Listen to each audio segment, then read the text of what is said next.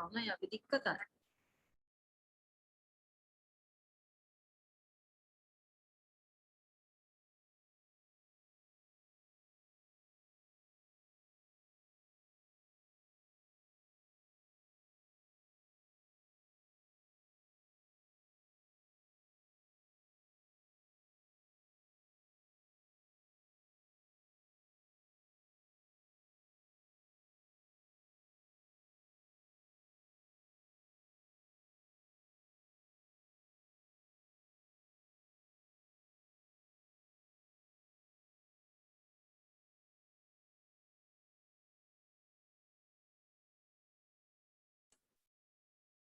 आज हम नया चैप्टर शुरू करेंगे।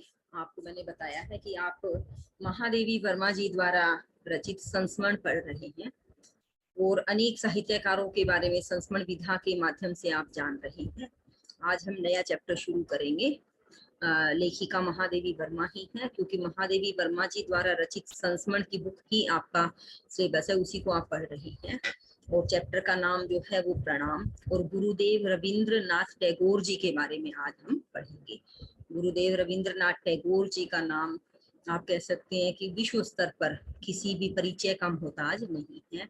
इन्होंने भारत देश की तरफ से साहित्य में जो है नोबेल पुरस्कार जीता था, इनको सम्मानित किया गया था नोबेल पुरस्कार से। और साहित्य में अब तक रविंद्रनाथ टैगोर जी को ही नोबेल पुरस्कार मिला है। इनकी रचनाएं अद्भुत है। उसमें से एक रचना जो है गीतांजलि है, जिसमें इनकी एक विशेष बात जो मैं आपके साथ जरूर शेयर करना चाहूंगी। उसमें एक पंक्ति लिखी हुई है, ईश्वर से प्रार्थना करते हुए कि हे ईश्वर, मैं जो है आपकी शरण में इसलिए नहीं आया कि आप मेरे दुख दूर करें, मैं इसलिए आया हूँ कि आप मुझ में इतनी हिम्मत और हौसला भरे कि जीवन के प्रत्येक दुख को, प्रत्येक समस्या को मैं पूरे हौसले के साथ उसका सामना कर सकूं, उसे दूर करने का प्रयास कर सकूं। और यदि मैं उसे दूर नहीं भी कर पा रहा हूँ तो मुझ में इतनी सहन शक्ति भी हो कि उसे मैं सहन भी कर सकूं। तो यह है इनकी एक, मैंने आपको थोड़ा सा बताया। और आज जो है हम इनके संस्मरण, इनकी याद के बारे में महादेवी वर्मा ने क्या लिखा है उसे पढ़ेंगे।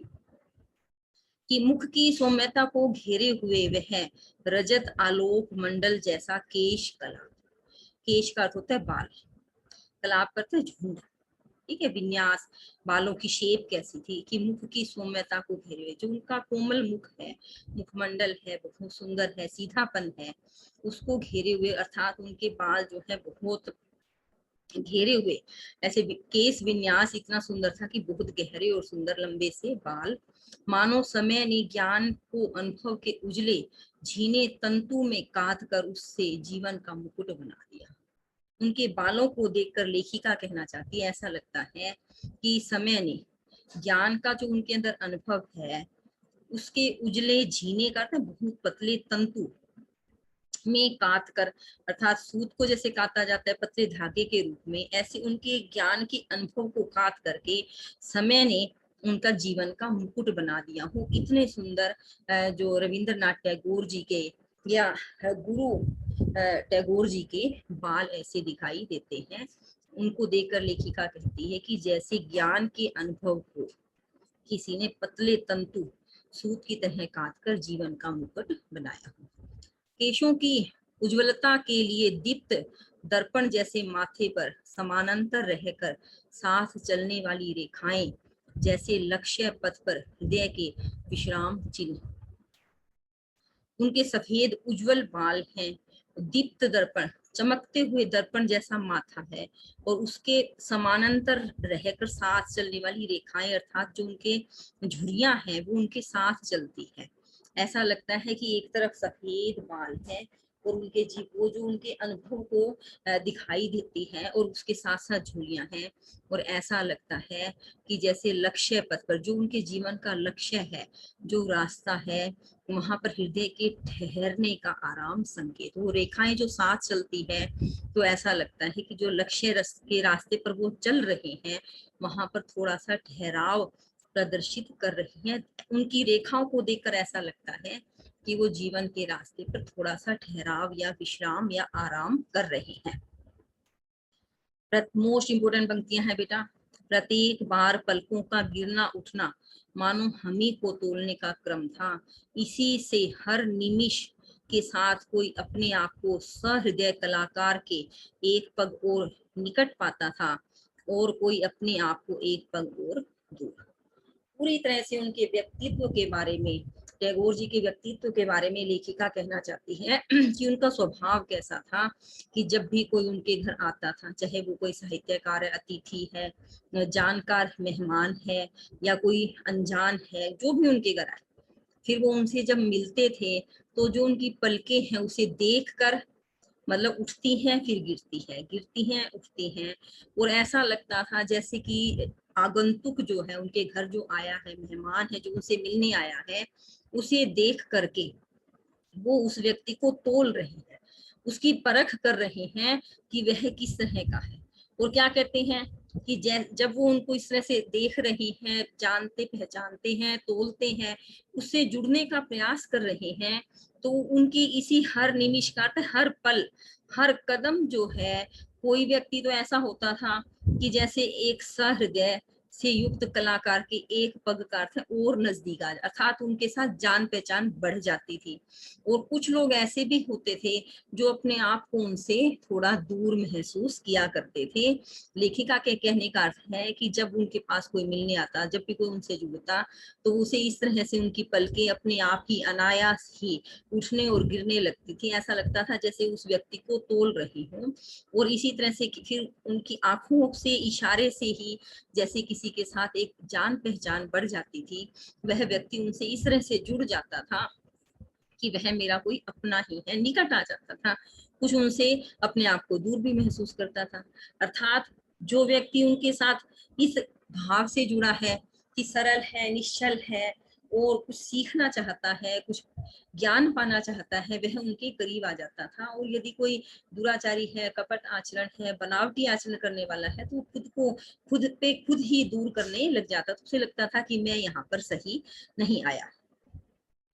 दृढ़ता का निरंतर परिचय देने वाले अधरों से जब हंसी का अजस्त्र प्रवाह बह चलता था, तब अभ्यागत की स्थिति वैसी ही हो जाती थी जैसे अडिग और रंगहीन शिला के फूट निकलने वाले निर्झर के सामने सहज है।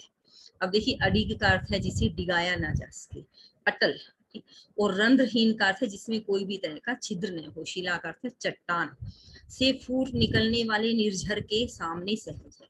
जैसे कि कहीं आप बैठे हैं जहां पर कोई छिद्र भी नहीं है और जो अटल चट्टान है, शिला है, और अचानक वहां से कोई झरना बहने लगे, तो उसे देख करके हम जिस तरह से अपने आप को, आप कहते हैं कि असहज भी हो सकते हैं या हैरान हो जाते हैं, इसी तरह से लेखिका कहती है कि रविंद्रनाथ टैगोर जी का जो दृढ़ता का निरंतर परिचय देने वाले होठ हैं, उनसे जब हंसी का अजस्त्र का अर्थ क्या होता है, कभी न रुकने वाला, निरंतर बहने वाला, जो हंसी का प्रवाह बह निकलता था, वह अभ्यागत का अर्थ है आने वाले अतिथि की स्थिति वैसी ही कर देता था। वह हैरानी सी होने लगती थी कि एक व्यक्ति इस तरह से लगातार मुस्कुराता जा रहा है, हंसता जा रहा है, खिलकर हंसते थे अर्थात, और साथ साथ में उनकी जो परिपक्वता थी, ठीक है ना, अर्थात परिपक्वता का अर्थ है कि उनके अंदर जो ज्ञान का अथाह सागर था, समुद्र था, परिपक्व हो चुके थे।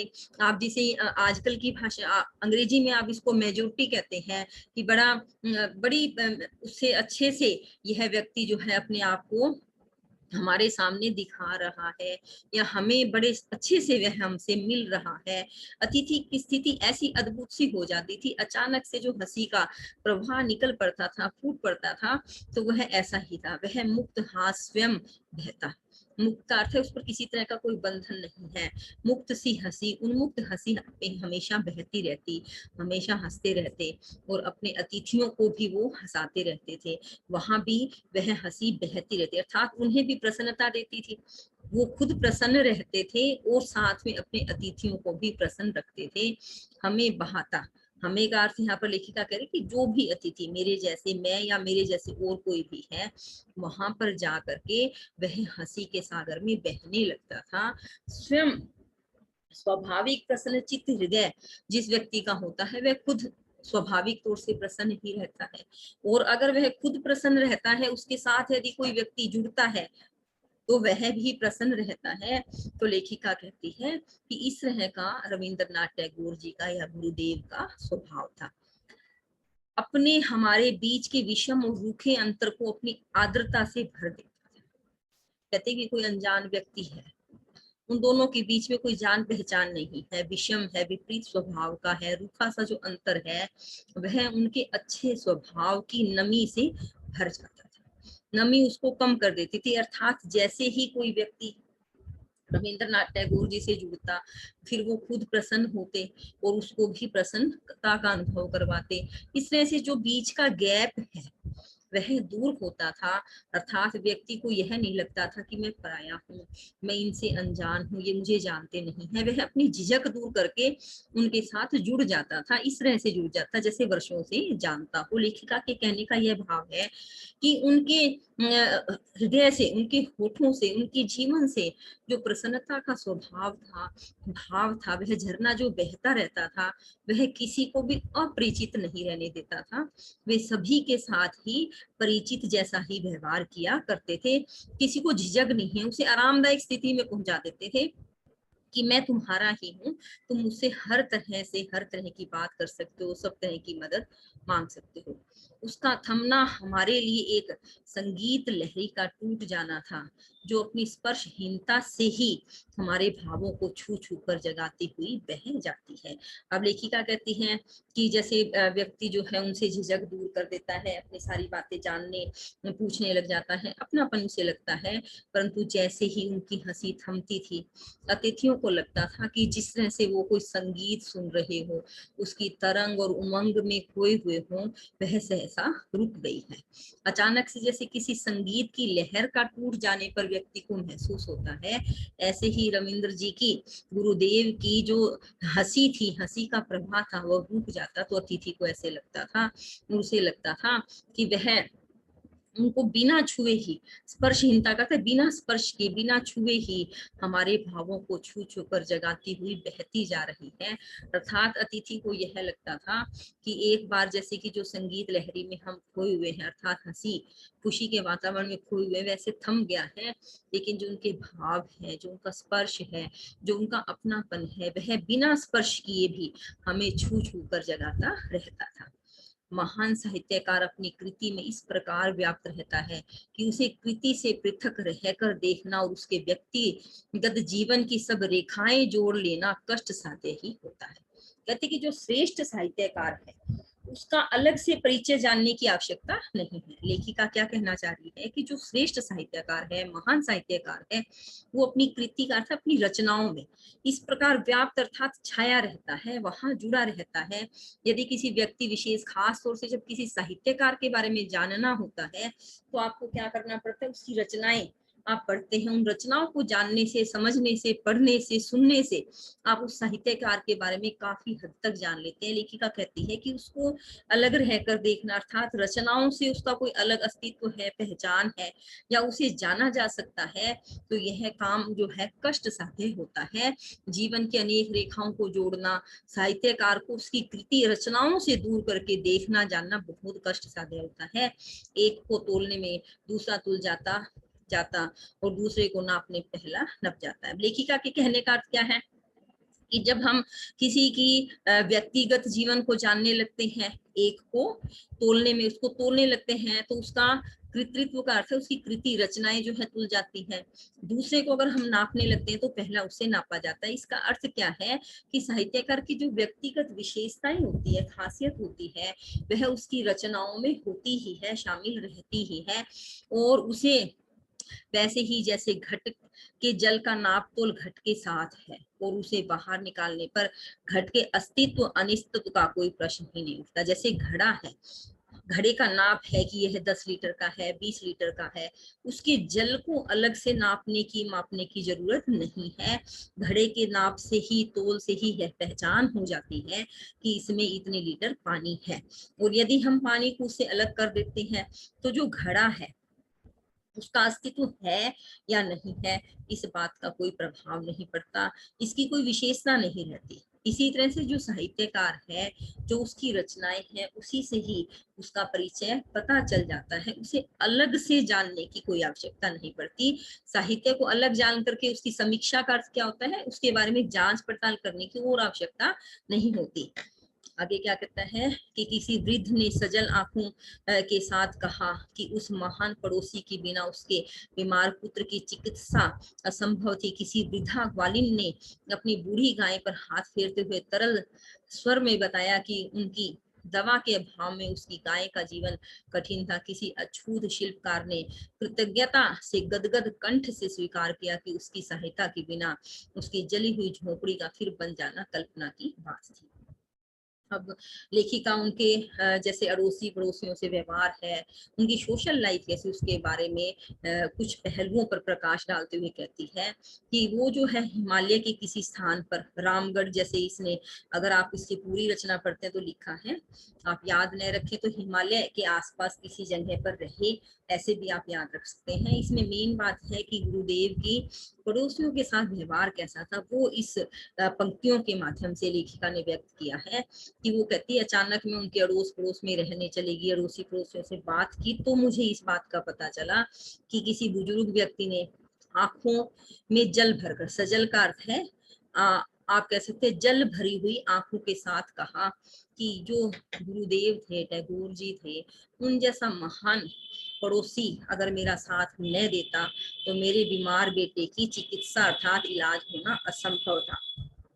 फिर कहते हैं कि किसी बुजुर्ग ग्वालिन ने भी यही बात कही, बूढ़ी गाय पर हाथ फेरते हुए।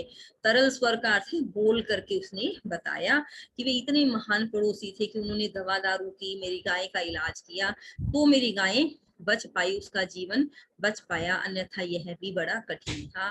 फिर अछूत, देखिए यह समाज की आप कह सकते हैं बड़ी ही घृणित स्वभाव या बात कह सकते हैं कि एक इंसान सिर्फ जातिवाद के आधार पर उसे अछूत करार दे दिया जाता था, तो यह हमारे समाज का दुर्भाग्य ही रहा होगा।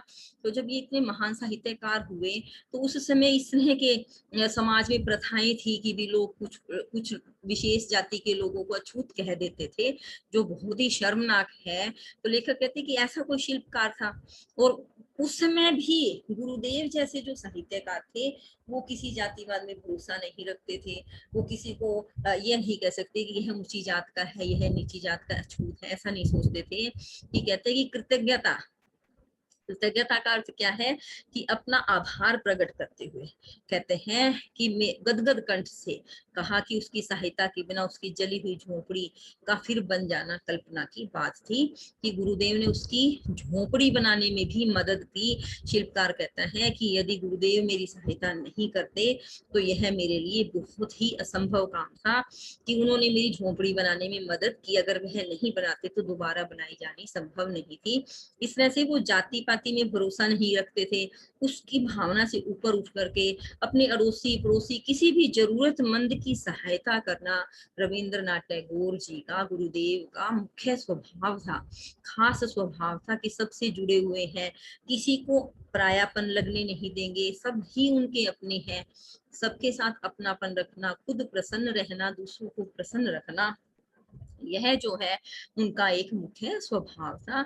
इसमें से उनके बारे में महादेवी वर्मा जो है उनके जीवन के छुए अनछुए पहलुओं के ऊपर थोड़ा थोड़ा करके प्रकाश डाल रही है।